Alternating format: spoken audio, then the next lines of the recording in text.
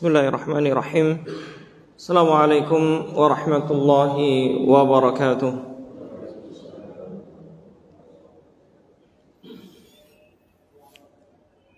Alhamdulillah, nahmaduhu wa nasta'inuhu wa nastaghfiruh wa na'udzu billahi min shururi anfusina wa sayyiati a'malina. Man yahdihillahu fala mudilla lahu ومن يضلله فلن تجد له وليا مرشدا. أشهد أن لا إله إلا الله وحده لا شريك له وأشهد أن محمدا عبده ونبيه ورسوله لا نبي ولا رسول بعده. اللهم صل وسلم وبارك وزد على حبيبك ونبيك محمد وعلى آله وصحبه ومن تبعه بإحسان إلى يوم الدين. أما بعد،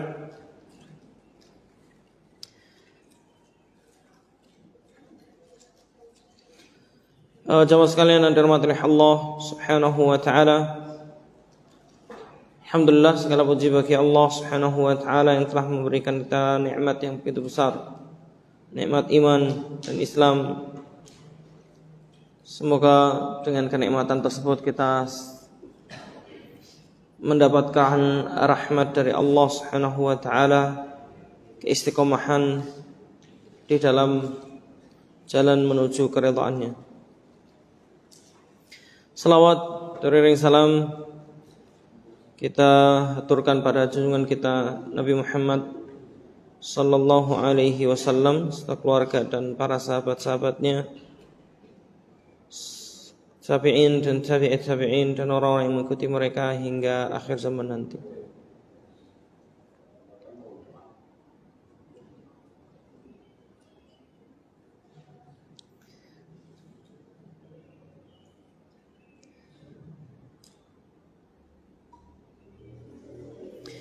Baik jemaah yang Allah Subhanahu wa taala, di kesempatan pagi hari ini kita akan melanjutkan kajian kita, pembahasan berkenaan dengan tawassul atau perantara dalam sebuah ibadah kita kepada Allah Subhanahu wa taala. Saudara sekalian dirahmati Allah Subhanahu wa taala, kita sudah pernah bahas tentang perantara ibadah kepada Allah Subhanahu wa taala. Jika itu adalah perantara yang sifatnya ketika kita beribadah kepada Allah Subhanahu wa taala, tetapi melalui perantara-perantara, maka ini syirik. Ulama sepakat ini adalah kesyirikan.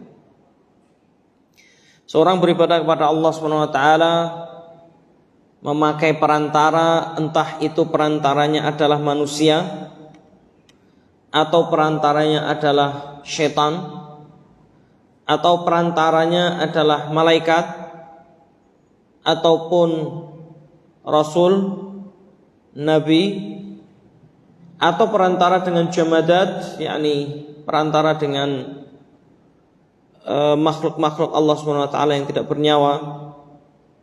Ada yang perantaranya adalah pohon dan lain sebagainya, maka ini semuanya adalah kesyirikan kepada Allah Subhanahu wa taala. Inilah yang membedakan mengapa para rasul diutus kepada manusia, yang membedakan antara mereka beriman kepada Allah Subhanahu wa taala dengan rububiyah saja dan orang-orang yang beriman dengan uluhiyah kepada Allah Subhanahu wa taala. Karena orang-orang musyrikin Mekah, mereka juga beriman akan rububiyah Allah. Mereka beriman akan Allah Subhanahu wa taala, ketuhanannya. Mereka yakin Allah yang menciptakan segala sesuatu. Mereka sangat yakin kalau Allah yang memberi rizki dan lain sebagainya. Akan tetapi mereka tidak pernah yakin bagaimana ibadah kepada Allah Subhanahu wa taala ketika turun syariat Allah Subhanahu wa taala. Sehingga mereka mendustakan akan uluhiyah Allah Subhanahu wa taala, sehingga mereka beribadah kepada Allah melalui perantara-perantara tersebut.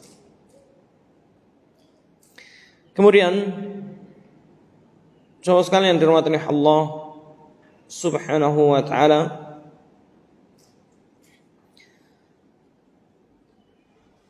adapun tawassul dalam ibadah yang lainnya yang dibolehkan adalah tawassul dalam doa atau perantara dalam doa kepada Allah Subhanahu wa taala. Perantara dalam doa kepada Allah Subhanahu wa taala artinya ketika seorang berdoa kepada Allah Subhanahu wa taala melalui perantara, maka ini ada beberapa macam. Yang pertama adalah yang dilarang, ya, ulama sepakat akan tidak bolehnya. Yang kedua, ulama sepakat akan kebolehannya. Yang ketiga adalah yang diperselisihkan di antara mereka. Para ulama membahas tentang hal ini, ya, dalam banyak pembahasan. Kalau seorang berdoa kepada Allah Subhanahu wa taala dengan perantara, maka yang pertama macamnya adalah hal yang dilarang. Karena apa? Ketika seorang berdoa kepada Allah Subhanahu wa taala, hakikatnya, hukum asalnya doa itu juga bagian dari ibadah. Betul enggak? Salat itu juga bagian dari ibadah. Maka kalau orang salat pakai perantara, boleh enggak? Tidak boleh. Kita salat, ya, kemudian di dalam salat itu kita salat kepada sujud kepada matahari atau malaikat sebagai bentuk perantara kepada Allah Subhanahu wa taala, maka ini tidak dibolehkan. Doa hakikatnya juga sama. Doa adalah bagian dari ibadah sebagaimana ibadah-ibadah yang lainnya. Maka ketika doa ini dikecualikan oleh para ulama, maka doa, ya, meminta kepada Allah Subhanahu wa taala itu boleh dengan adanya perantara. Sebelum saya membahas tentang perbedaan tadi, ada sedikit kemiripan dengan syafaat. Ada sedikit kemiripan dengan syafaat. Karena sama-sama sebagai perantara kepada Allah Subhanahu wa taala. Sebagaimana yang sudah kita ketahui, ketika adanya kata makna syafaat itu adalah perantara juga. Sebagaimana adanya syafaat di antara sahabat dengan sahabat yang lainnya pada Rasulullah SAW, dan itu menjadi maklum. Tapi ketika syafaat itu adalah hal yang diharamkan oleh Allah SWT, maka Rasulullah SAW marah, ya. Sebagaimana kasus yang terjadi al-mar'ah al-mahzumiyah, seorang wanita mahzum dari kalangan Bani Mahzum yang mencuri selendang. Ya, selendang ini bukan sembarang selendang karena dari sutra, harganya sangat mahal sekali. Maka kemudian selendang ini dia mencurinya, maka kemudian ketahuan. Artinya orang ini divonis mencuri.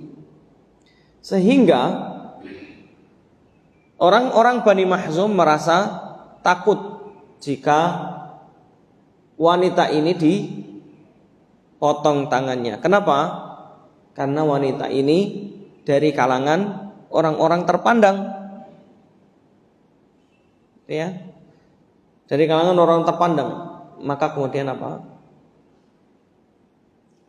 Mereka mengutus Usamah bin Zaid Ngutus Usamah bin Zaid. Siapa Usamah bin Zaid? Anaknya Zaid bin Harithah, anak angkat Rasulullah SAW. Dan Usamah bin Zaid adalah salah satu kesayangan Rasulullah SAW. Ini Usamah bin Zaid. Sehingga disebut Hibbur Rasul, kesayangan Rasulullah SAW. Maka kemudian mereka mengutus Usamah bin Zaid kepada Rasulullah SAW supaya Rasulullah SAW tidak memotong tangan wanita ini. Maka kemudian apa? Rasulullah marah dengan mengatakan, atashfa'u fi haddin min hududillah, apakah engkau memberikan syafaat ya dalam urusan had, yakni had itu apa? Ketentuan dari ketentuan-ketentuan Allah Subhanahu wa taala.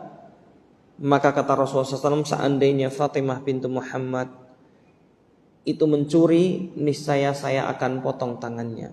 Di sini Rasulullah kenapa mencontohkan Fatimah? Karena sama-sama perempuan ya. Satu, yang kedua, Fatimah itu anak kesayangan Rasulullah SAW. Ya, maka kemudian apa? Syafaat ini dibatalkan oleh Rasulullah SAW. Ini disebut dengan syafaat. Secara makna syafaat itu hampir sama dengan tawassul atau perantara, sifatnya wasilah. Ada juga syafaat yang berupa syafaat dari Rasulullah SAW ketika seorang itu dihisab. Ini adalah sifatnya syafaat atau perantara.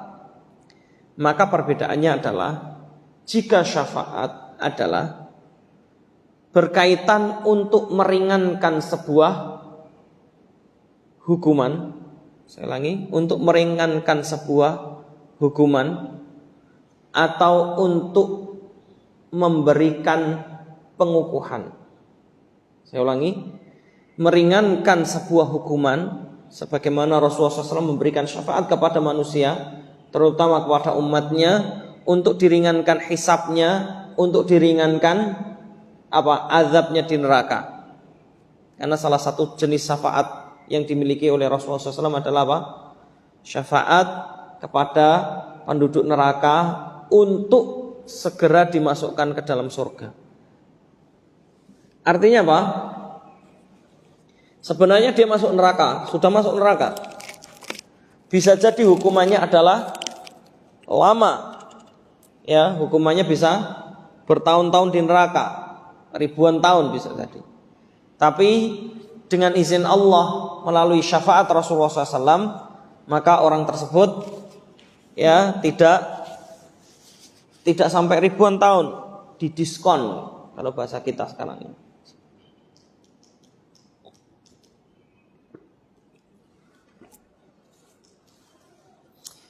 Maka didiskon menjadi seumpama 50 tahun seumpama itu.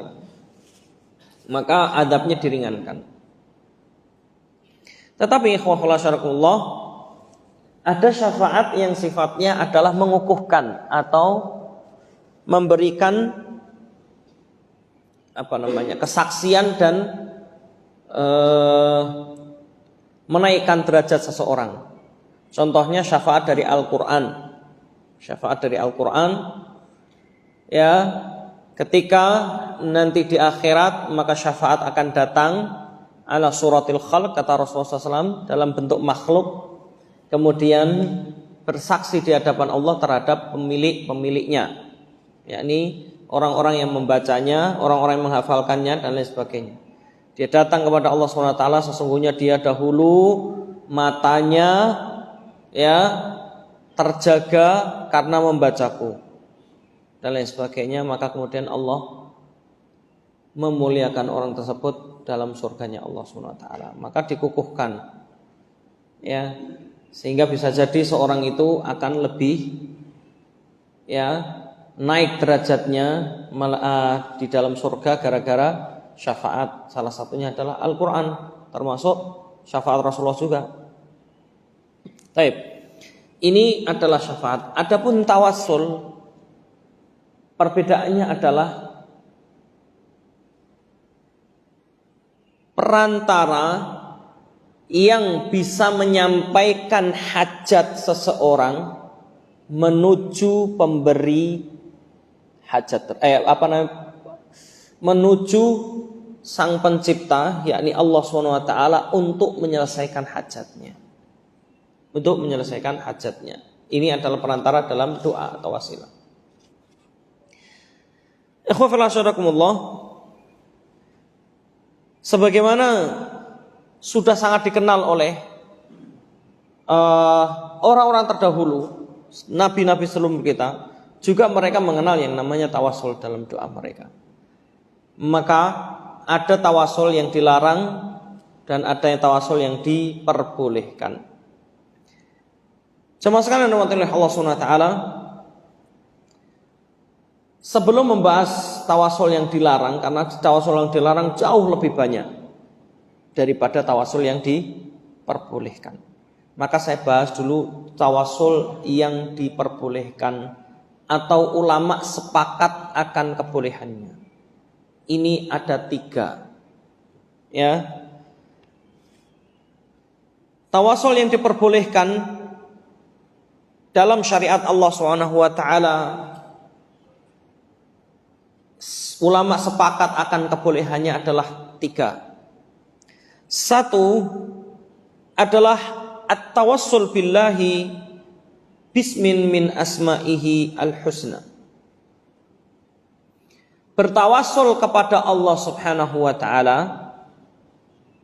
yakni perantara kepada Allah Subhanahu wa taala supaya Allah menyelesaikan hajatnya. Jadi kalau saya gambarkan tawasul itu seperti begini, Pak, analoginya. Kalau kita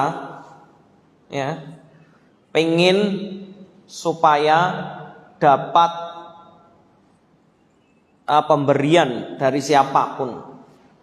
Kalau kita pengen dapat pemberian, kalau anak kecil ya, kalau anak-anak, kita masih anak-anak tuh, kalau pengen dapat pemberian dari orang tua, kita suka apa? Ngerayu, iya kan? Merayu. Bisa jadi ngerayunya sambil muji-muji. Nah, ini bagian dari tawasul. Mintanya nggak langsung, tapi ada perantara, ya. Sebagaimana permintaan kepada Allah Subhanahu wa taala juga ada perantaranya, yakni perantara dengan nama-nama Allah yang husna, yang baik, yang mulia. Nama-nama Allah Subhanahu wa taala sebenarnya ada banyak sekali. Asma Allah itu, nama Allah itu banyak sekali. Tidak ada yang tahu jumlah persisnya kecuali hanya Allah Subhanahu wa taala. Ya, ini kembali kepada nama-nama Allah Subhanahu wa taala sebagaimana sabda Rasulullah SAW ketika berdoa, as'aluka bikulli ismin huwalak au sammaita bihi ya nafsak aw ista'tharta fi ilmil ghaibi indak. Ketika Rasulullah SAW mengatakan, saya meminta kepadamu dengan semua nama yang itu milikmu ataupun yang engkau sebutkan sendiri untukmu, dirimu sendiri. Kemudian atau yang hanya engkau yang tahu nama tersebut, ya. Maka nama Allah SWT itu ada beberapa macam. Satu nama yang Allah sebutkan dalam Al-Quran, yang Allah langsung sebutkan dalam Al-Quran, ya, atau disebutkan oleh Rasulullah SAW dalam hadisnya. Kemudian yang kedua, nama-nama yang Allah berikan pengetahuannya hanya kepada orang-orang khusus,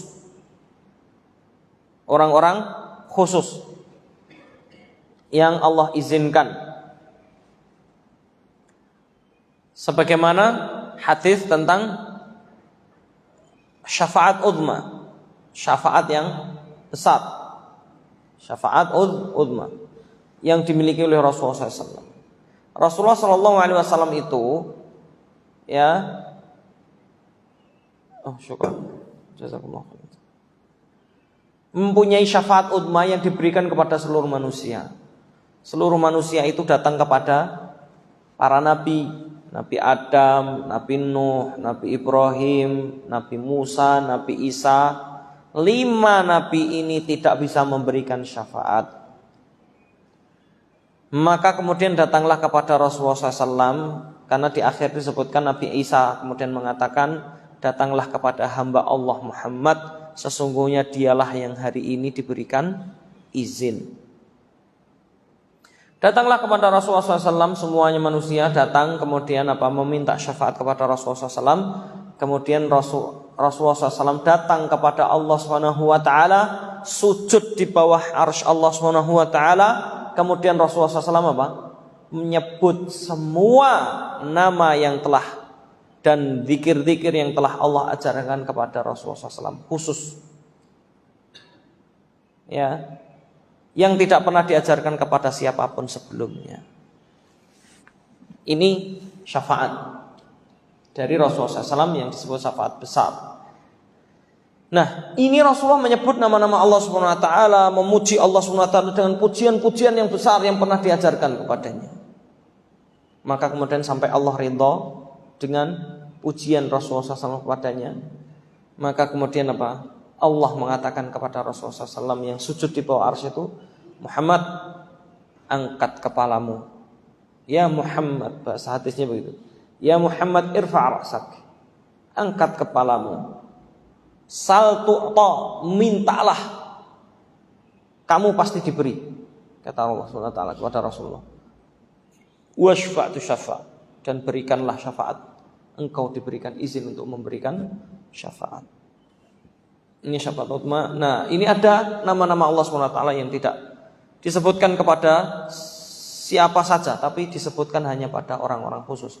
Atau bisa jadi nama-nama khusus, nama-nama yang Allah miliki, tapi yang tahu hanya hamba-hamba Allah SWT yang khusus, seperti para malaikat. Karena ada malaikat-malaikat khusus yang kerjaannya, tugasnya setiap hari, setiap saat, ya, sampai hari kiamat itu adalah memuji Allah, ya, memuji Allah SWT dan bertasbih. Ini zaman Allah SWT. Sehingga kemudian ada nama-nama khusus yang Allah hanya Allah yang tahu. Itu adalah sebagaimana tadi sabda Rasulullah SAW, atau yang hanya engkau yang mengetahui akan hal tersebut yang gaib, ya, di sisimu. Jadi hanya Allah SWT yang tahu. Ini jenis nama-nama Allah SWT. Adapun nama-nama Allah Subhanahu wa taala yang lain, jenis yang pertama yang saya sebutkan tadi, yang Allah sebutkan di dalam Al-Quran atau hadis Rasulullah SAW, ini adalah nama-nama Allah Subhanahu wa taala yang wajib bagi setiap seorang mukmin untuk mengetahuinya. Makanya bahasa Allah Subhanahu wa taala, ya, di dalam Al-Quran, walillahil asmaul husna fad'uhu biha, dan milik Allah Subhanahu wa ta'ala lah nama-nama yang baik, maka mintalah kepada Allah Subhanahu wa ta'ala atau berdoalah kepadanya dengan itu. Nah, ini dalil pertama tentang tawasul dengan asmaul husna, dengan al-asma al-husna, yakni nama-nama yang baik milik Allah SWT. Makanya Rasulullah SAW bersabda tentang al-asma al-husna ini. Rasulullah bersabda, inna lillahi tis'atan wa tis'ina asman, sesungguhnya milik Allah SWT, artinya Allah SWT mempunyai 99 nama. Ini bukan berarti membatasi, tadi sudah saya sampaikan, Allah itu punya 99 nama, bukan berarti namanya hanya 99. Makna hadis ini bukan begini, Allah hanya memiliki 99, tidak. Tapi Allah mempunyai 99 nama. Kemudian Rasulullah mengatakan, man ahsaha dakhalal jannah, barang siapa yang sampai kepadanya, mencakup semuanya, maka bisa masuk surga atau akan masuk surga. Maka kata ahsa itu arti aslinya sampai atau mencakup. Ya, ihsa ya, itu artinya sampai atau mencakup atau menguasai. Maka makna dari ihsa itu para ulama menjelaskan yang pertama hafal dan mempelajari. Hafal dan mempelajari. Jadi ilmu. Tahu maknanya, kemudian tahu isinya ya. Kemudian yang kedua adalah mengamalkan. Mengamalkan. Ya. Mengamalkan bagaimana? Ada dua, yakni satu mempraktekkannya dalam doa untuk tawasul. Yang kedua adalah mengamalkan artinya meyakini di dalamnya ya, kalau Allah Maha Ar-Razzaq yang memberi rizki, maka hanya milik Allah lah rizki. Sehingga hanya Allah lah yang memberi rizki ya kepada siapapun, sehingga rizki semuanya adalah sudah diatur oleh Allah SWT. Maka kita mengamalkan itu. Sehingga ketika kita tahu rizki kita hilang, itu hakikatnya bukan hilang, memang diambil oleh pemiliknya, oleh Allah SWT, dipindahkan kepada hamba yang lain. Ya, meskipun pindahnya itu dengan cara yang haram, oleh orang tersebut mengambilnya dengan cara yang haram. Tapi memang inilah rizki milik Allah SWT. Baik, jemaah sekalian dirahmati Allah Subhanahu wa taala. Ini nama-nama Allah Subhanahu wa taala. Sehingga ketika seorang bertawasul kepada Allah dengan nama-nama Allah Subhanahu wa taala, maka seorang itu menyebut Allah Subhanahu wa taala dengan sebutan-sebutan yang agung. Sebagaimana sabda Rasulullah SAW mengajarkan pada kita doa dengan menyebut Ar-Rahman Ar-Rahim. Rasulullah mengatakan gimana? Ya Rahman, Ya Rahim. Kemudian Rasulullah mengatakan apa? Bi rahmatika astaghits. Kemudian aslih li sya'ni kullah wa la takilni ila nafsi tarfata ain. Hafal enggak? Doa pagi dan sore ya. Ini. Nah, jamaah sekalian rahmatullah subhanahu wa ta'ala, sehingga di sini Rasulullah mengajarkan Ya Rahman Ya Rahim. Ya. Wahai yang Maha Rahman dan Maha Rahim, yang Maha Rahmat, yang Maha Pemurah lagi penyayang atau pengasih lagi penyayang. Artinya di sini Allah mempunyai kasih sayang. Maknanya Allah Ar-Rahman berarti Allah yang mempunyai sifat rahmah. Sehingga Rasulullah SAW meminta dengan rahmatnya. Birahmatika, dengan rahmatmu.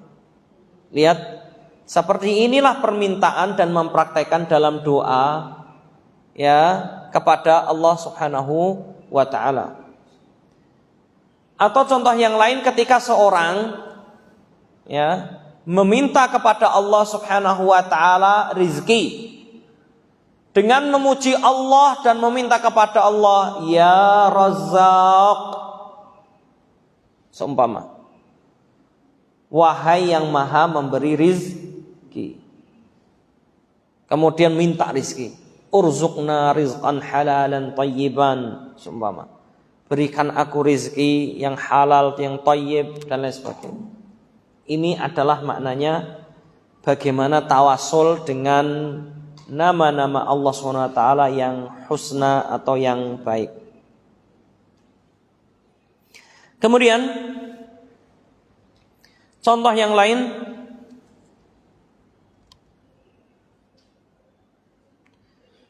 adalah seumpama kita meminta kepada Allah Subhanahu wa ta'ala, meminta pertolongan atau meminta yang lainnya apa saja, termasuk meminta rizki. Salah satu nama Allah SWT itu ada yang namanya Mannan, yang memberikan karunia. Kita minta rezeki berupa anak seumpama. Gitu ya.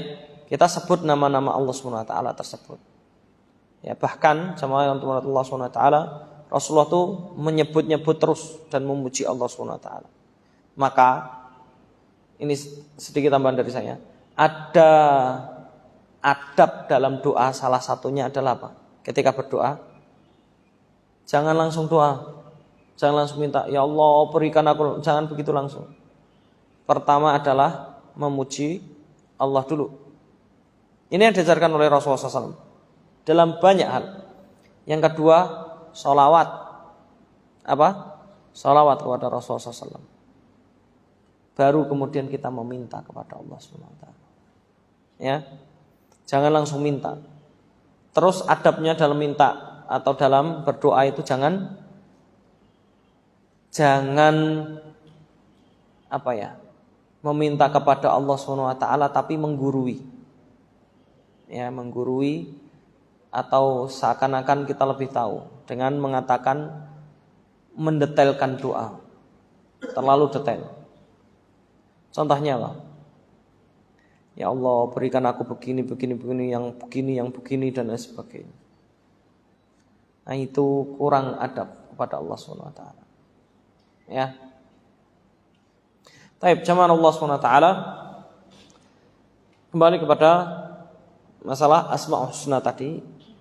Ketika seorang bertawasul dengan ini, maka Allah Subhanahu wa taala akan mengistijabah doanya.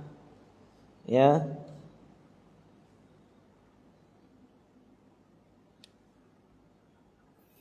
Kemudian kalau kita minta sembuh contohnya, ya sebutlah nama-nama Allah Subhanahu wa taala yang memberikan segalanya. Ya, itu. Atau menyebutnya di akhir sebagaimana ya sabda Rasul kadang-kadang, innaka ya sami'at du'a, gitu ya, dan lain sebagainya. Baik. Selanjutnya adalah tawasul yang dibolehkan. Yang kedua, ulama sepakat akan kebolehannya adalah at-tawassul ilallahi subhanahu wa ta'ala bil amalis salih alladhi qama bihi ad-da'i. Bertawasul kepada Allah Subhanahu wa taala dengan amal soleh yang telah dia lakukan, yang telah dia laksanakan. Jadi bukan yang akan dilaksanakan. Kalau yang akan dilaksanakan namanya apa? Minta kepada Allah dengan amal soleh, tapi yang akan dilaksanakan namanya apa? Apa? Iya, pintar sekali. Nadar. Makanya jamaah Allah SWT, tentang nadar ini, sebagian ulama ada yang mengharamkan nadar. Ya, ada yang mengharamkan, ada yang memakruhkan, ada yang membolehkan. Ya, ini nadar itu ada dua macam, nadar mu'allaq dan nadar mutlaq. Yang sebagian ulama mengharamkan adalah nadar yang sifatnya nadar muqayyad atau mu'allaq.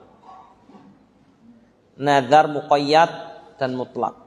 Yakni muqayyad itu yang terikat. Artinya begini, ya Allah, kalau engkau selesaikan hajatku, maka aku akan puasa 30 hari penuh seumpama.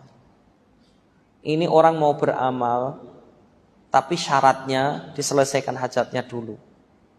Makanya sebagian ulama mengharamkan, kenapa? Orang ini bakhil beramal, enggak mau beramal kalau hajatnya belum diselesaikan. Jadi seakan-akan apa? Maksa Allah Subhanahu wa ta'ala. Makanya sebagian mengharamkan nadar muqayyad. Kalau mutlak, ulama sepakat akan kebolehannya. Mutlak itu sebagaimana nadarnya siapa? Nadarnya istrinya Imran. Nadarnya gimana? Ya Allah, aku bernadar apa yang ada di perutku ini ketika hamil. Ya.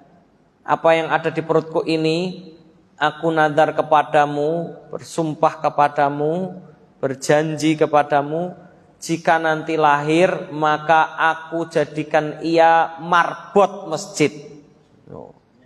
Mulia sekali loh jadi marbot itu.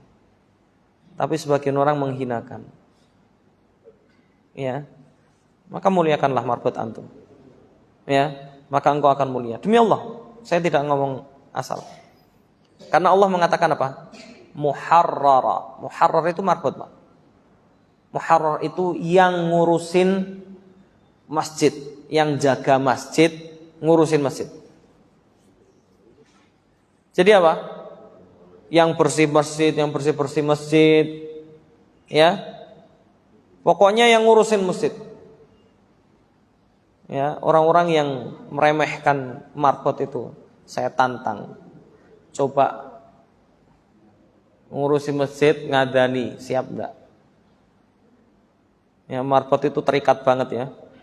Begitu sudah jam 12 kurang 10, sedangkan dia masih di perjalanan, dia harus segera cepat datang. Karena adzan.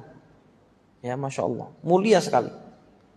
Ya, sampai istrinya Imran bersumpah anaknya jadi marbot. Ini diberikan kepada Allah Subhanahu wa taala. Aku bersumpah kepadamu, aku jadikan marbot Masjid Al-Aqsa untukmu. Jadi untuk Allah, karena isinya ibadah semuanya, ngurusi urusan Allah. Coba, ada seorang wanita, ini malah ngomongin yang lain sedikit ya, motivasi aja. Ada seorang wanita di zaman Rasulullah SAW. Itu kerjaannya apa? Nyapu masjid. Ingat gak? Kerjaannya nyapu masjid. Jadi masjidnya Rasulullah SAW kan gak seperti masjid ini, megah sekali ini. Ya, ini bagus sekali loh ini. Masjid kaca ini, indah sekali. Ya, pertama kali jadi bagus ini saya kaget. Masjidnya bagus ya. Ya.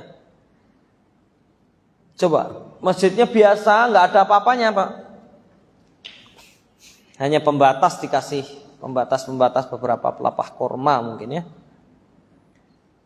Kalau itu area masjid gitu aja.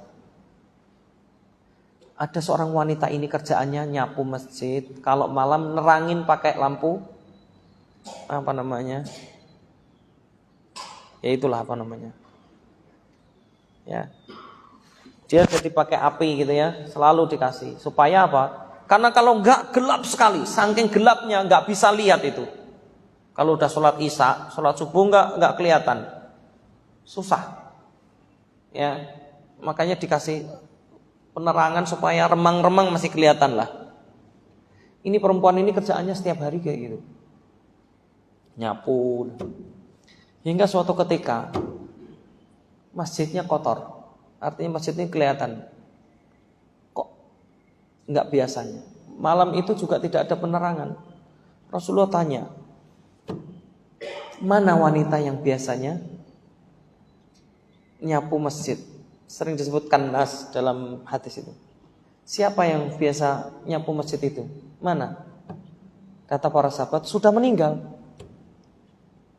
kemarin. Oh, meninggal. Kenapa kalian tidak memberitahukanku? Kata Rasulullah SAW. Maka kemudian Rasulullah SAW tunjukkan kepadaku, kata Rasulullah SAW, mana kuburnya. Maka kemudian apa? Ditunjukin kuburnya. Maka kemudian Rasulullah mensolatkan wanita tersebut di kuburnya. Ini salah satu dalil tentang sholat jenazah di kuburan. Ya, dalilnya ini salah satu. Nah, jadi nanti ada banyak sekali taklik dari para ulama. Ini boleh dilaksanakan selama maksimal 3 hari. Ada yang kalau itu ya baru sehari semalam, ya kayak gitulah dan lain sebagainya. Nah, orang dulu biasa kalau sudah meninggal langsung segera dikuburkan, nggak usah nunggu-nunggu, entar nunggu Rasulullah, enggak ada. Ya beda kalau nunggu keluarganya, memang mungkin bisa jadi keluarganya pengen melihat yang terakhir kali.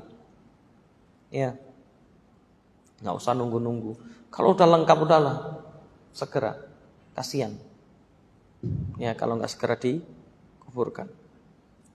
Nah ini jemaah Allah SWT, bagaimana mulianya jadi seorang marbot. Ini sumpah dan nadarnya siapa? Istrinya Imran.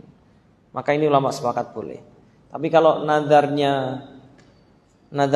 muqayyad, itu sebagian ulama tidak membolehkan. Tapi banyak juga yang membolehkan, wallahu a'lam bishawab. Saya lebih sepakat dengan yang membolehkan. Cuman orang ini bakhil beramal. Ya Allah, saya akan rajin sholat tahajud kalau engkau selesaikan hajatku. Nah, kayak gitu kan.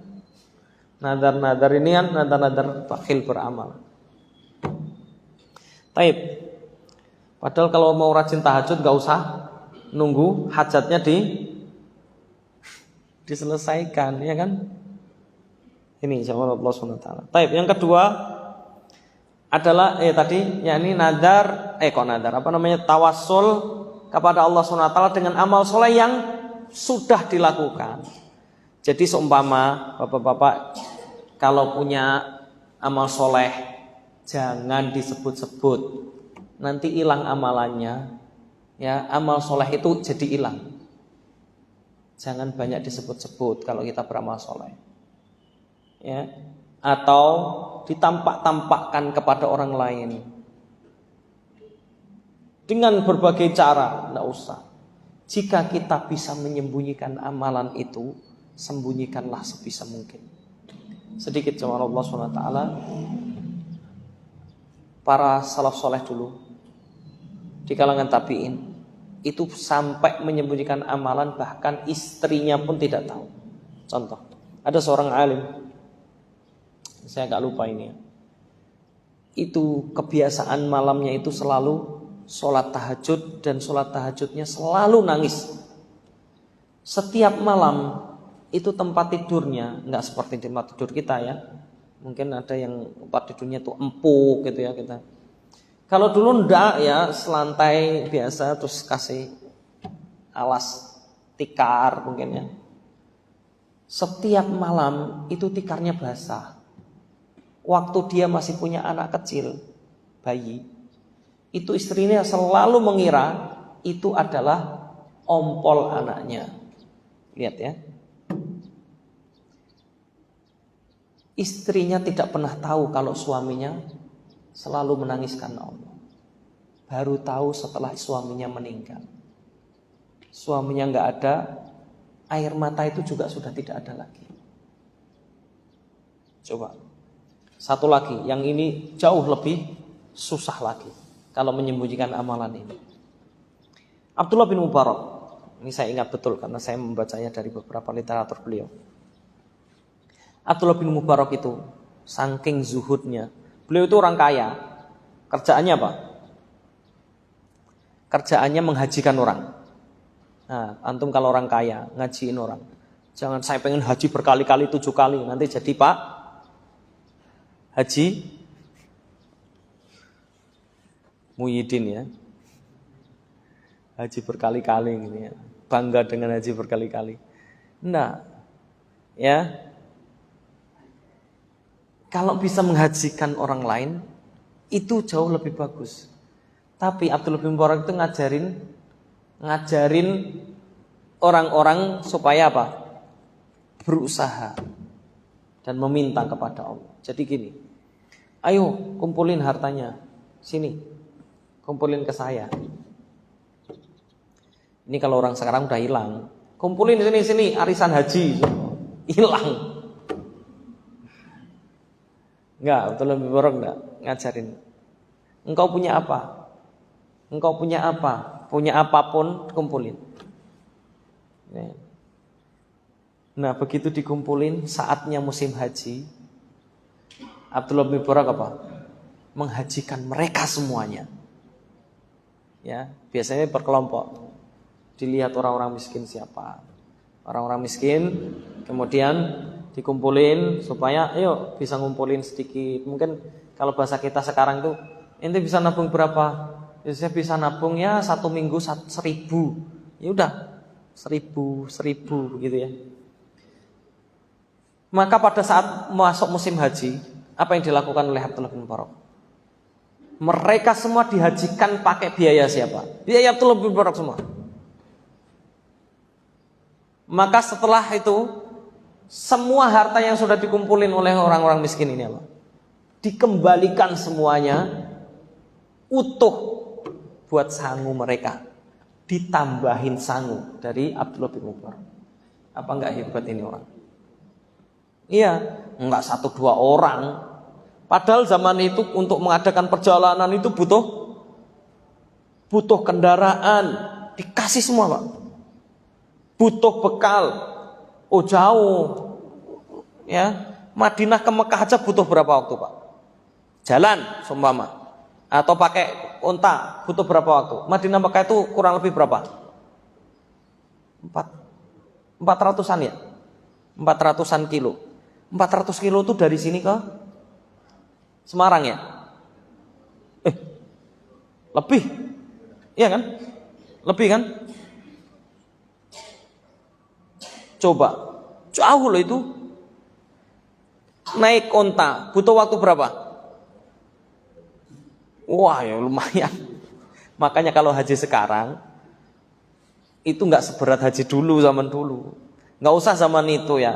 Zaman kakek-kakek kita dulu naik kapal sampai 6 bulan. Saya masih ingat itu ceritanya Pak D saya. Saya orang Jawa jadi Pak D saya. Pak D saya tuh kiai. Ya, cerita sama. Sekarang enak naik pesawat. Ini udah lama ceritanya waktu saya masih kuliah dulu. Karena dekat sama saya. Itu beliau ngomong, dulu saya naik kapal 6 bulan itu bawa semuanya. Antum tahu? Bawa kompor, bawa beras. Itu demi Allah begitu. Masak di sana. Pak desa itu umurnya meninggalnya itu 120-an. Umurnya meninggalnya. Tua sekali benar. Iya, karena saya waktu menikah pertama kali sampai punya anak 1 tuh masih hidup waktu itu. Itu Masya Allah. Sudah mulai tapi masih mengenali beberapa orang yang terdekatnya masih mengenali. Itu Masya Allah itu saya takjubnya cerita beliau itu, karena beliau hidup zaman Belanda juga masih ada beliau. Zaman Belanda itu masih ada. Zaman PKI itu beliau sudah jadi kiai, termasuk saksi hidup di daerah Ngawi waktu itu. PKI Madiun tahu ya? Nah itu. PKI Madiun itu nyerang, kemudian nggak pernah bisa. Akhirnya apa? Bikin strategi. Diajak, ayo kita tasyakuran, kalau bahasa orang-orang tasyakuran atau kenduri. Ada berapa puluh kiai dikumpulkan, salah satunya beliau di sebuah tempat gitu ya. Kemudian tempat ini aneh kan, kenduri kok di tempat gini, ya udahlah namanya diundang. Husnudonnya tinggi gitu ya. Yang terjadi ternyata gedung itu atau tempat itu sudah disiram bensin pinggirannya. Ketika sudah masuk mereka semua dibakar hidup-hidup semuanya. Yang selamat cuma 3. Nah salah satunya Pak saya, saksi hidup. Ya, yang selamat cuma 3. Semua mati terbakar di dalam. Karena dia lari, gedungnya diborong bareng-bareng gitu kan. Dia bisa lari. Ternyata sudah disiapkan orang-orang untuk membunuh. Karena dia larinya pinter ya. Jadi nggak kena. Jadi kalau lari itu masih sudah ada siap orang yang bunuh. Zaman PKI itu Masya Allah. Maka kalau sekarang PKI bangkit, ya, kok kita diem aja, hati-hati ya. Semua pasti kena. Pokoknya yang selain PKI kena, apalagi Muslim. Ya, kembali kepada tadi ya. Ini amal soleh yang pernah dilakukan seseorang, ya, amal soleh yang pernah dilakukan seseorang, pernah haji seumpama. Ya, sembunyikanlah, nggak usah dipanggil Pak Haji juga nggak apa-apa, ya, nggak dipanggil Pak Haji juga nggak rugi kok. Rugi nggak kan? Iya, ya, pernah haji, ada teman itu pernah hajinya di umur yang masih muda memang. Jadi di sejak awal kerja dia kumpulin duitnya, dia langsung daftar haji, langsung sama istrinya. Itu kata. langsung. Jadi di umur sekitar 20 sekian dia haji bersama istri. Nggak ada yang tahu kecuali sedikit orang tentang hajinya beliau. Bahkan saya juga nggak tahu ya. Awalnya tuh nggak tahu. Beliau udah pernah haji. Oh, udah pernah toh Pak. Biasa aja. Ini Masya Allah, menyembunyikan amalan. Abdullah bin Mubarak itu ngajikan orang. Antum tahu nggak? Nggak banyak yang tahu kecuali orang-orang terdekatnya. Tambah lagi ada satu lagi dari Abdullah bin Mubarak. Beliau kerjaannya puasa. Jadi hobinya puasa. Mungkin puasa Daud lah kalau saya boleh gambarkan.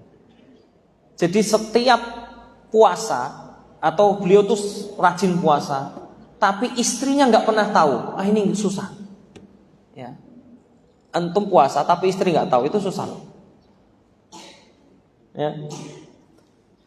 Taunya setelah meninggal. Kenapa? Setiap hari itu selalu ngasih bekal. Kan Abdullah bin Mubarak seorang saudagar ya, dagang macam-macam, kan mau ke pasar atau apa mesti dibawain bekal sama istrinya.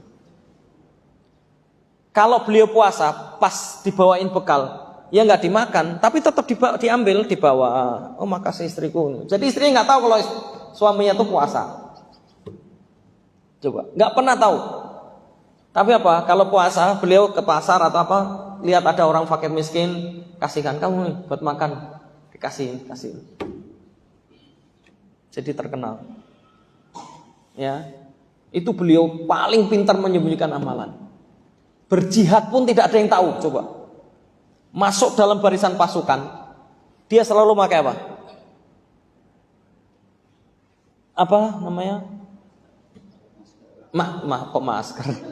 Apa istilahnya? Ya kayak gitulah. Ditutupi. Karena kalau tahu, oh ini Abdullah bin Mubarak gitu ya, orangnya. Maka kalau beliau masuk barisan menghabisi musuh begitu banyak, pulang-pulang nggak ada yang tahu siapa orang ini. Sampai orang itu penasaran. Setiap peperangan ada orang ini membabi buta. Hebat sekali. Ya, mesti seringnya menang. Ya, selalu menang, bahkan selalu menang. Maka kaget orang siapa, penasaran. Sehingga ada orang yang buntutin sampai dicari. Tapi pintarnya Abdul Bro tahu nggak? Setiap habis peperangan nggak pernah langsung pulang ke rumah.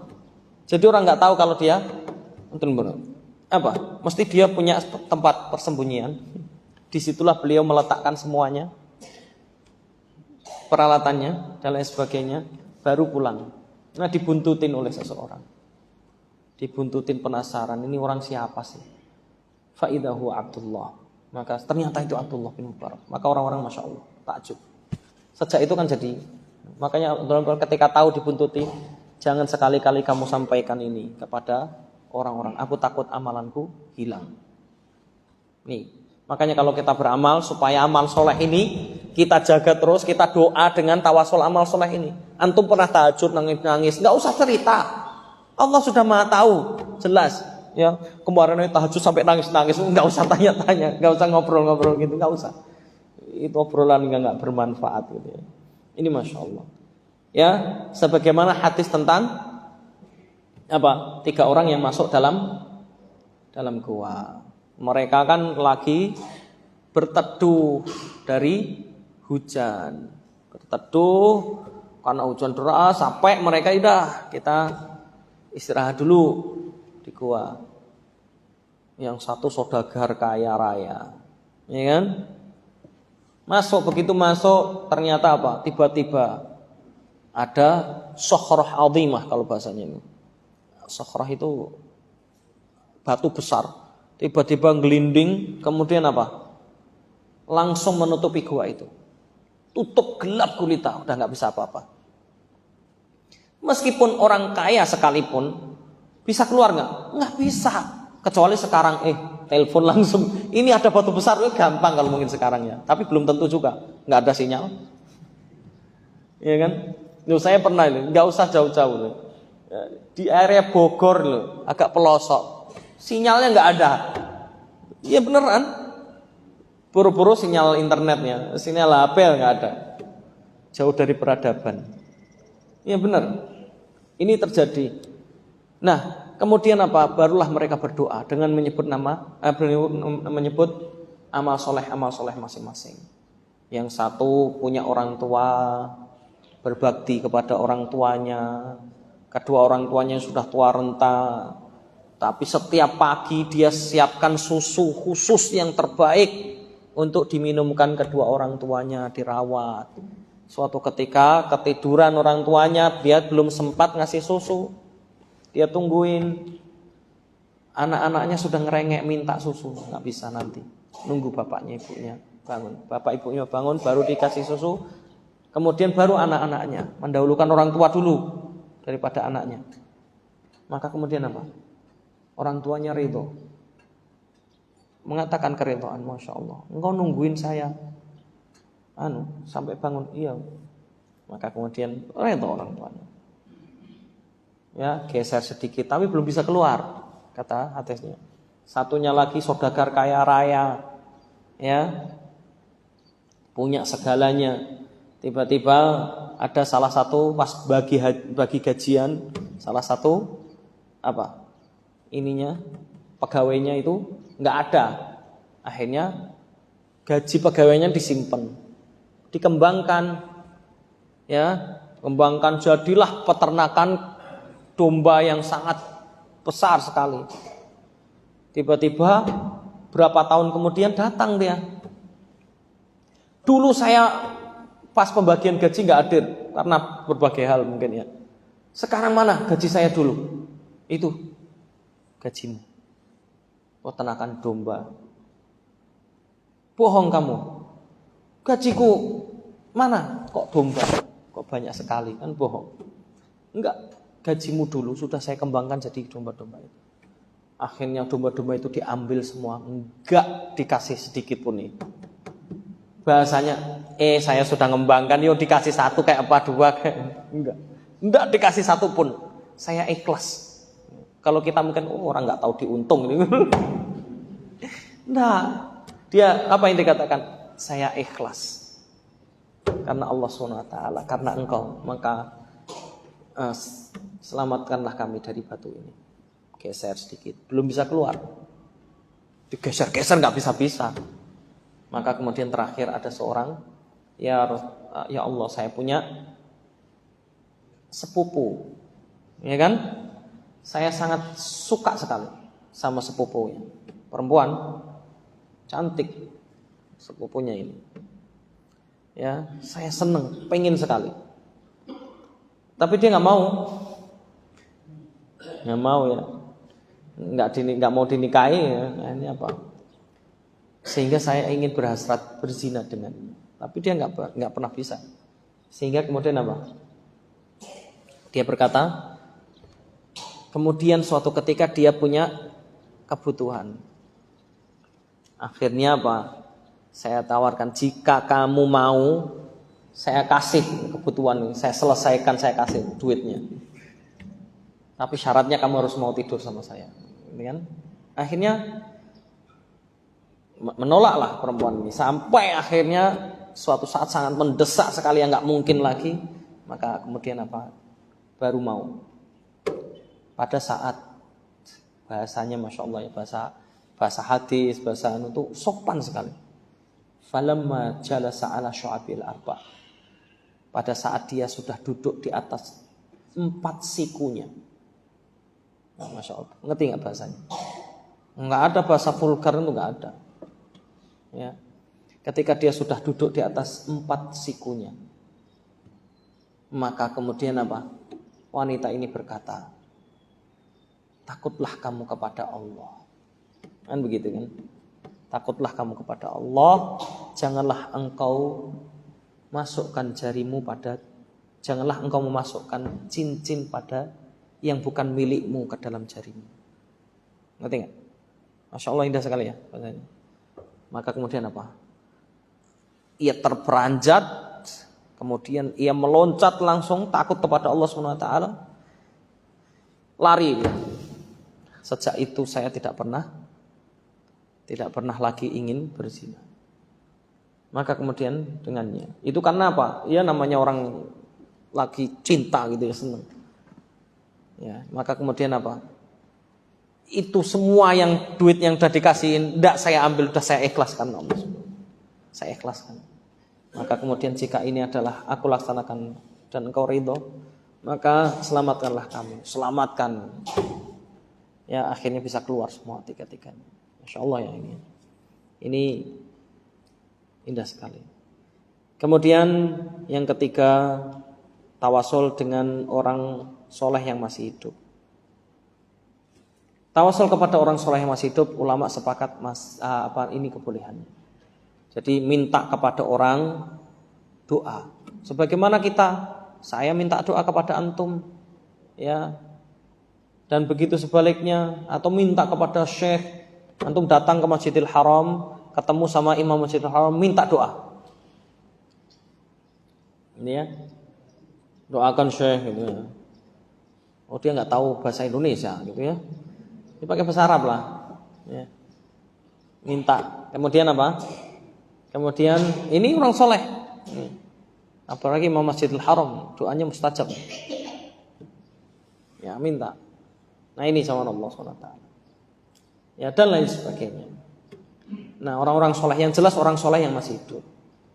Nah orang soleh yang masih hidup mendoakan sebagaimana dahulu orang-orang para sahabat itu meminta doa kepada Rasulullah. Ada seorang yang sakit datang kepada Rasulullah, doakan saya semoga sembuh. Ada orang yang sakit ayan, wanita, masih ingat ya, wanita ayan minta kepada Rasulullah didoakan supaya sembuh. Kata Rasulullah, kalau kamu bersabar surga, kalau enggak ya saya doakan tapi belum tentu surga, ya tergantung amalanmu kan gitu bahasanya kalau bahasa kita ya. Maka kemudian saya bersabar saja, tapi doakan saya kalau seandainya kambuh penyakit ayannya, auratnya tidak tersingkap, maka Rasulullah mendoakan. Sejak itu ketika ayannya kambuh itu auratnya tidak tersingkap. Namanya orang kena penyakit ayan kan. Itu atau Rasulullah SAW mendoakan doa-doa yang lainnya. Kemudian setiap ada bayi di kalangan sahabat itu mesti langsung datang kepada Rasulullah minta ditahnik dan didoakan. Ya. Jadi begitu ada lahir bayi, tahnik. Ada bayi pertama di Madinah yang ditahnik dan didoakan Rasulullah SAW. Siapa? Yang tahu tak kasih hadiah? Enggak tahu. Kalau enggak tahu saya jawablah. Kelamaan waktunya ya. Abdullah bin Zubair. Ini bayi pertama lahir di Madinah yang didoakan oleh Rasulullah SAW dan ditahnik. Masya Allah ya, keberkahan tahnik Rasulullah SAW dan doanya. Ya kalau kita punya bayi, makanya disyariatkan apa? Ditahnik dan didoakan Pak. Doakan di telinga kanannya, diperlindungan dari syaitan dan lain sebagainya. Ya, kemudian terakhir karena ini biar menyelesaikan penjelasan tentang tawassul, terakhir yang diperdebatkan oleh para ulama. Yang diperdebatkan oleh para ulama adalah tawassul bijahin Nabi sallallahu alaihi wasallam. Bertawasul dengan Nabi Muhammad sallallahu alaihi wasallam, jahnya. Tidak bisa dipungkiri ini perbedaan pendapat di kalangan ulama. Ya. Panjang perbedaannya. Bahkan Al-Imam As-Suyuti rahimahullah pernah mengatakan bahwasanya saya belum pernah melihat adanya perbedaan pendapat ini kecuali setelah datangnya Ibnu Taimiyah rahimahullah. Ya, barulah Ibnu Taimiyah mengatakan tawasul kepada jahin Nabi SAW haram. Nah ini perbedaan. Tapi ulama sebelumnya belum pernah ada yang mengatakan ini. Artinya ini perbedaan pendapat. Sehingga jangan kemudian kita asal menyalahkan tanpa adanya dalil. Ya, ini dari dulu perbedaan pendapat. Ya, adanya perbedaan pendapat tentang jah Nabi SAW. Seumpama saya bertawasul kepada Allah SWT dengan menyebut jah Nabi SAW. Tahu jah nggak? Jah itu fisik kemuliaan Rasulullah SAW. Ngerti? Itu jahun Nabi. Ya Allah, aku meminta kepadamu dengan bertawasul fisik zat Nabi Muhammad SAW yang mulia. Karena Nabi Muhammad SAW semua barokah. Ngerti nggak? Nah, kita mendoakan. Sedangkan Rasulullah sudah wafat. Nah, ini maka kemudian para ulama menjelaskan ya, dahulu tidak ada perbedaan. Ya, zaman tabi'in mereka juga ada yang bertawasul dengan jahil Nabi sallallahu alaihi wasallam. Ya, ini masih diperdebatkan, maka tidak perlu kita sok tahu kalau tanpa adanya ilmu. Memang Ibnu Taimiyah dan kebanyakan mazhab Hanabilah mengatakan tidak boleh. Tidak boleh karena Nabi sudah meninggal. Rasanya begitu. Enggak mungkin bisa menyampaikan kita. Oke, tidak menyampaikan, tidak minta doa kepada Rasulullah SAW. Ingat. Bedanya apa? Bukan minta doa kepada Rasulullah SAW di sini. Tapi tawasul dengan jahin Nabi sallallahu alaihi wasallam. Ngerti ya? Khusus Nabi Muhammad SAW, enggak yang lain.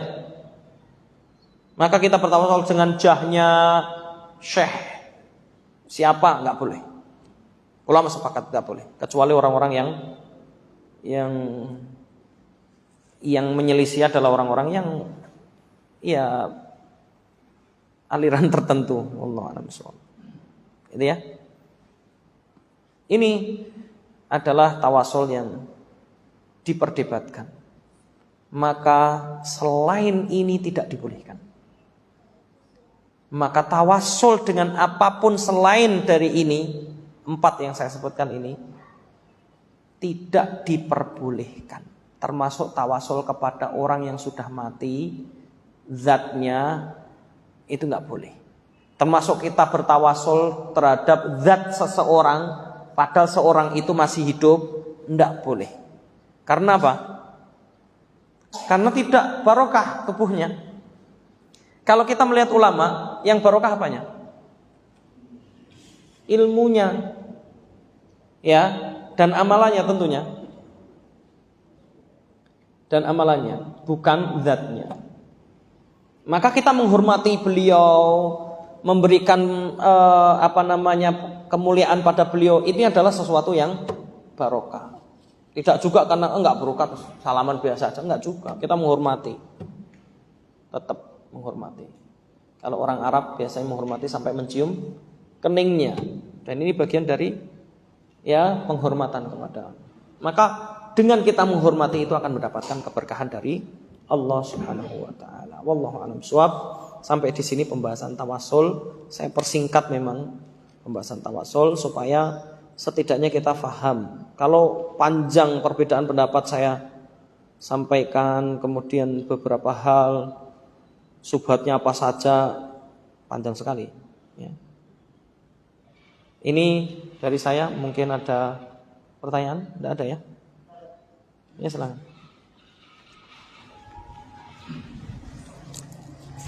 Bismillahirrahmanirrahim. Fenomena yang terjadi di masyarakat pada saat doa berjamaah, Ustaz. Misalnya di forum atau di masjid ada pemberitahuan bahwa si A sakit atau si B meninggal. Kemudian doanya selalu menggunakan surat Al-Fatihah. Dalam konteks ini, apakah surat Al-Fatihah itu dikhususkan untuk doa atau ada riwayat lain yang menerangkan hal itu, Ustaz? Ya, baik. Ada pertanyaan lain?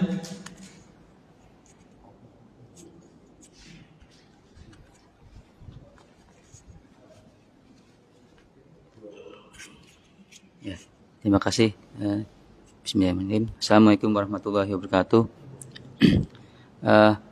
Yang pertama terkait dengan menyembunyikan amal ibadah, Ustaz.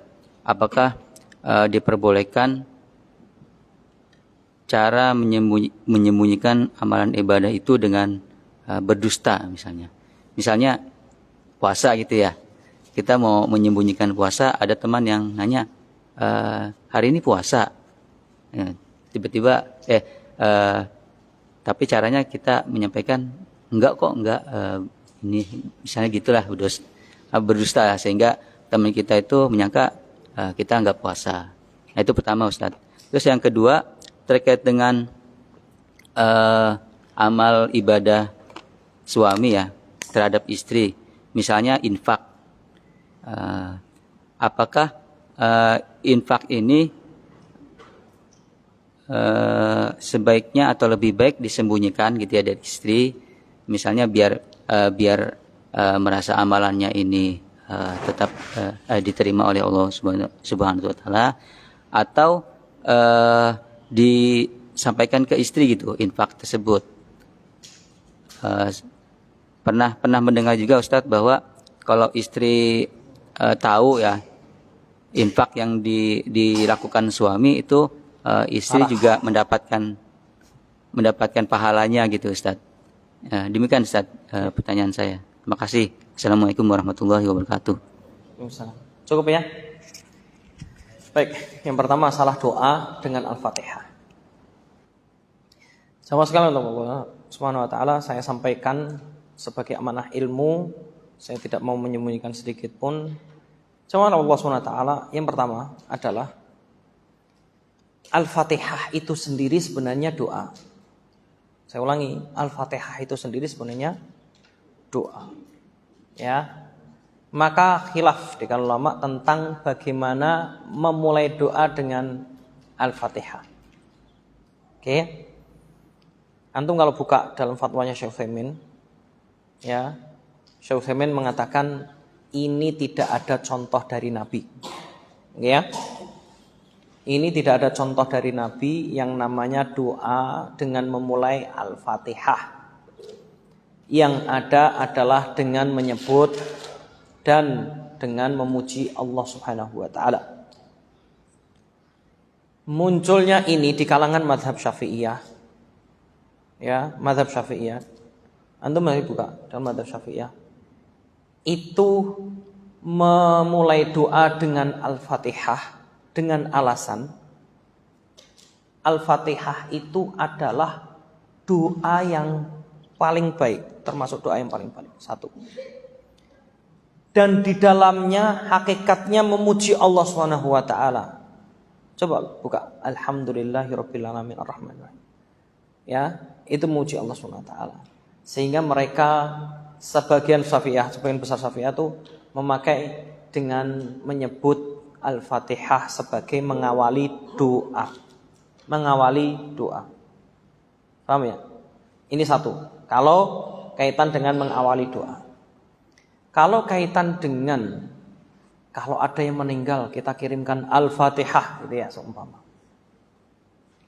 Ini justru mazhab Hambali. Antum nanti buka mazhab Hambali. Mazhab Hambali membolehkan dan Al-Fatihah itu sampai kepada mayit. Ngerti gak? Yang dimaksudkan adalah amalan Al-Fatihahnya. Amalan membaca Al-Fatihah. Besar Pak. Pahalanya besar membaca Al-Fatihah itu. Makanya kita diperintahkan membacanya di setiap sholat. Ya, sholat apapun. Ya enggak? Besar. Makanya, tapi Imam Syafi'i mengatakan tidak nyampe amalannya. Menghadiahkan amalan itu tidak nyampe. Ngerti ya? Masing-masing amalan ya masing-masing. Itu kata Imam Syafi'i. Tapi kata Imam Ahmad nyampe. Ya, nyampe. Menghadiahkan amalan kepada si mayit termasuk menghadiahkan amalan Al-Fatihah. Jadi bacaan Al-Fatihah. Nanti Anda buka deh. Ya. Ini tentang Al-Fatihah. Tetapi tadi memulai doa dengan Al-Fatihah ada perbedaan pendapat ulama. Ya. Itu wallahu a'lam bishawab. Bisa difahami enggak, Pak? Bisa difahami ya tentang Al-Fatihah? Nah, itu tentang Al-Fatihah. Kemudian selanjutnya berkaitan dengan menyembunyikan amalan. Bolehkah menyembunyikan amalan tapi dengan dusta? Enggak boleh. Enggak boleh. Apapun dusta itu enggak boleh kecuali 3. Ini yang disebutkan oleh takliknya Imam An-Nawawi dan banyak ulama termasuk Syekh Utsaimin. Bolehnya bohong, dusta itu cuma 3. 1, strategi perang. Strategi perang. Jadi boleh bohong. Pura-pura mundur, ayo mundur padahal ngomongnya mundur. Atau strategi perang di saat sebuah tawanan atau seorang tawanan ditawan oleh musuh, kemudian ditanya, maka dia boleh. berdusta. Jumlah pasukanmu berapa? Dikit. Nah, seumpama dia bohong itu. Nah, itu boleh. Strategi perang. Oke ya, urusan strategi perang boleh. Karena perang itu khid'ah kata Rasulullah SAW. Perang itu apa? Strategi dan bohong. Iya. Itu, maka perang. Yang pertama ya tadi ya. Yang kedua adalah untuk mendamaikan dua kubu kaum muslimin atau dua orang yang berselisih. Itu boleh. Contohnya apa? Ada dua orang ini tadinya temenan, tapi sudah dimusuhan. Musuhan sampai musuhannya sampai beranak pinak seumpama. Ya, iya kadang-kadang ada yang kayak gini atau dua kubu. Bahaya ini, dua kubu ini bisa perang saudara. Ya, maka kemudian didamaikan. Dengan mengatakan seumpama bahasanya gini, ada dua orang selisih, kemudian saya bilang kepada si A dan si B kan. Pada si A saya bilang tanpa sengwatan si B. Si B itu malu untuk minta maaf sama kamu. Padahal dia sudah menyesal. Pengen berdamai. Jadi dia sebenarnya sayang kepada kamu. Oh gitu, iya. Padahal enggak. Saya enggak ngomong. Atau kemudian ngomong si B sama. Akhirnya si B dan si A berdamai. Ya, berbaikan lagi. Nah, ini boleh. Yang ketiga, bohong sama istri. Itu boleh. Tapi jangan disalahgunakan ya. Bohong sama istri dalam konteks untuk keberlangsungan rumah tangga. Ya, untuk berlangsungan rumah tangga. Aku kok jadi tambah gemuk, tambah gendut. Enggak, kamu tuh langsing super. Bohong enggak? Saya tanya. Bohong. Ya enggak? Tapi boleh ini. Saya jadi sekarang hitam, udah putih gitu, seumpama gitu ya. Karena kadang-kadang perempuan itu terhadap kedustaan itu senang malahan. Kalau kita kan kalau laki-laki, saya juga beda lah ya, beda benar. Saya dibilang itu tambah gendut, nggak apa-apa. Saya bilang yang penting sehat gitu. Kadang-kadang gitu bercandanya gitu. Ya itu biasa ya, beda. Kalau perempuan sensitif sekali. Body shaming itu sensitif sekali, ya kan? Makanya justru dipuji dengan pujian-pujian, ya. Dan itu maklum, Aisyah itu juga pernah, mohon maaf ya, Aisyah itu suatu ketika pernah jadi agak gendutan, ya, agak gemuk lah. Makanya diajak lari sama Rasulullah SAW, kalah. Aisyah, ini pembalasan yang kemarin ya. Kemarin Rasulullah kalah, waktu Aisyah masih kurus, ya. Maka kemudian, Masya Allah, Aisyah kan kadang-kadang juga pengen perhatikan. Ini manusia, perempuan. Saya kok tambah, enggak. Engkau cantik dengan seperti itu, Masya Allah. Ya, kalau kita, enggak ya, tambah gendut. Perempuan tuh enggak bisa digituin, harus dibohongin. Ya, harus dibohongin. Ya, atau bohong-bohong yang maslahat rumah tangga. Contohnya gini, antum infak. Nah ini kepada istri ya, khusus kepada istri. Antum infak 5 juta. Nah istrinya ini orang yang Masya Allah nih, bakhil. Seumpama, iya, ada istri itu menghalang-halangi suami untuk beramal soleh itu banyak. Fitnah wanita itu salah satunya itu. Ternyata istrinya, kamu infak? Ya, berapa? Lah cuma 500.000 gitu. Boleh kalau membohong istri untuk kemaslahatan. Karena apa? Nanti kalau 5 juta diamuk terus seumpama terjadi justru. Nah ini enggak. Karena apa? Kadang-kadang seorang istri, makanya sampaikan, didik istri antum. Ada beberapa hal yang kadang-kadang istri itu boleh tahu, tapi ada hal banyak sekali dari suami yang istri itu nggak boleh tahu, nggak perlu tahu. Ajarkan. Saya itu kadang-kadang begitu. Saya sampaikan pada istri. Saya bilang urusan hal-hal banyak sekali, kamu nggak perlu tahu dan nggak harus tahu. dan ndak usah tahu. Saya bilang gitu. Ya.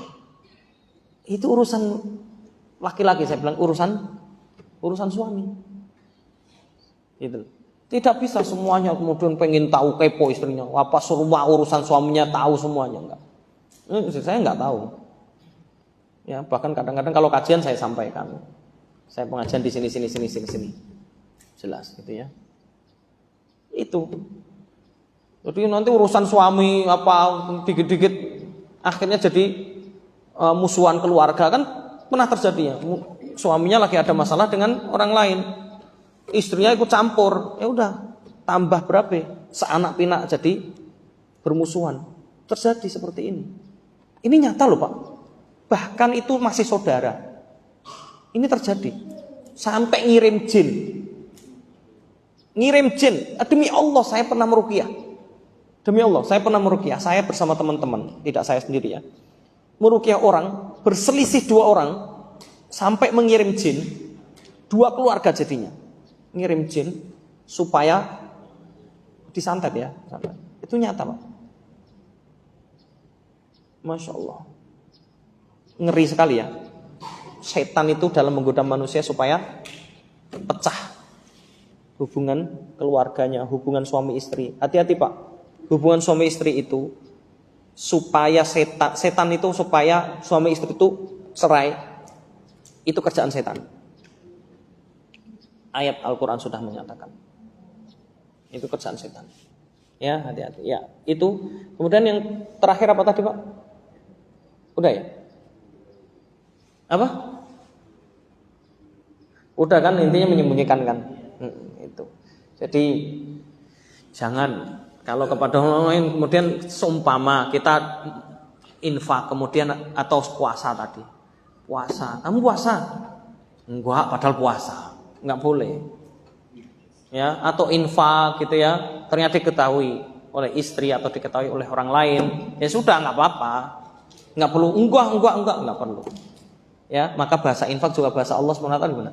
In tubdus shadaqati fa ni'mahi wa in tukhfuha wa tu'tuhal fuqara. Kan gitu bahasanya kan? Kalau kamu infak dengan terang-terangan, ya itu bagus, itu baik karena infak. Yang penting bukan riya kan? Kalau engkau menyembunyikan itu jauh lebih baik gitu loh. Ngerti ya? Wallahu a'lam bishawab. Ini saja dari saya, kita akhiri dengan doa majelis. Subhanakallahumma wa bihamdika asyhadu an la ilaha illa anta astaghfiruka wa atubu ilaik. Sallallahu alaihi wa sallam. Assalamualaikum warahmatullahi wabarakatuh.